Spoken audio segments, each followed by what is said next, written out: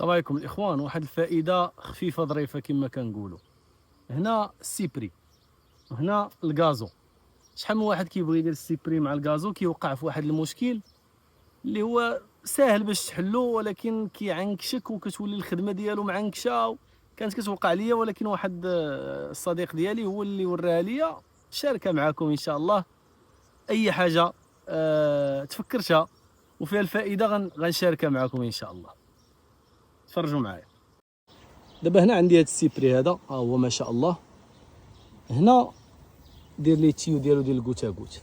شحال من واحد هنا كيوقع في واحد المشكل ان الغازو كيسرح ليه مع السيبري، كيولي خصو دائما يعني خصو ينقيه، وجبد ما تجبد والروينه نايضه.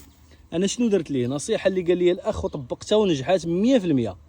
دائما حاول تهبط واحد 10 سنتيم هنايا. اي واحد بغى يدير السيبري جديد يعني يحاول يخرج واحد 70 سنتيم هنايا، لان السيبري غادي يكبر. حاول يخرج واحد 70 سنتيم ولا بحال هكاك، وحاول هبط لتحت واحد 10 سنتيم. علاش؟ لان الغازو كيسرح ما كيلقاش فين يسرح. شنو كيوقع انت؟ شوف هنايا ها هو ما لاقيش فين يسرح. علاش؟ لانك انت مهبط ليه هاد البلاصه هادي. شنو كدير؟ كتجيب واحد المقص، انا غنوريكم الطريقه كيفاش كنخدم صافي، وكتحيدو مباشره. كدوز بالماكينه هنايا، ومن بعد تقدر تضرب هذاك الطوندوز اللي ديك الفرفاره اللي كدور فيها السبيب، وكتضرب بالمقص هنا صافي وكتحيدو. ما تبقاش هنا ملي كيلصق لك. مثلا نوريكم شي بلاصه اللي كتكون لاصقه. دابا راه ما بقاش عندي داك اللاصق هنايا. غنشوف الا لقيت شي واحد لاصق. الطريقه ديالو كتعذب. نوريكم واحد البلاصه عندي كنت ما نقصتهاش. المهم الطريقه ديالو كما قلت لك ساهله الخدمه ديالو. هذا كتجي هنا. علاش قلت لك انا بعد؟ لان قلت لك خرج شويه، لان السيبري ملي كيكبر كيولي عنكش.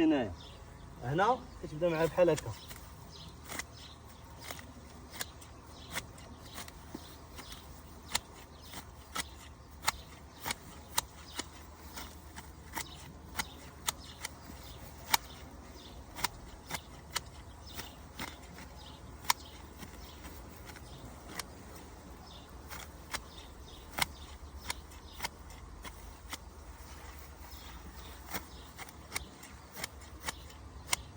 هذه هي الطريقه ديالو.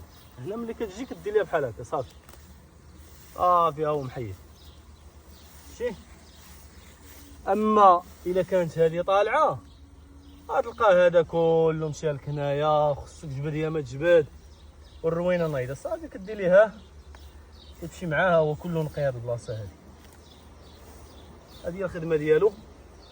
وكاين اللي غيبغي يخدمو